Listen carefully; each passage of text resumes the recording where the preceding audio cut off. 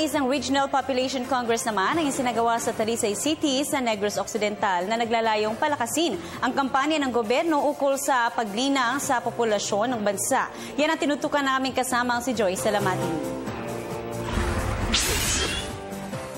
Mahigit sa 500 opisyal at manggagawa mula sa iba't ibang rehiyon ang dumalo sa 3 araw na Regional Population Congress 2015 na ginanap sa Talisay City, Negros Occidental.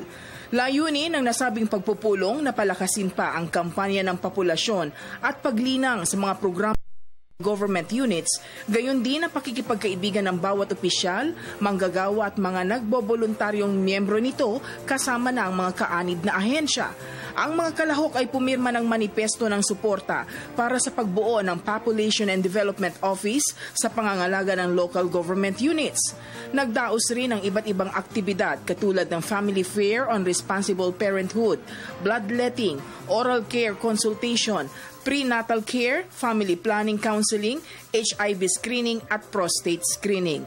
Isa sa pangunahing tagapagsalita sa nasabing pagtitipon ay ang chairperson ng RPRH Law na si Dr. Esperanza Cabral kung saan tinalakay niya ang importansya ng responsible parenthood. We need to uplift the economic and social status ng ating mga kababayan.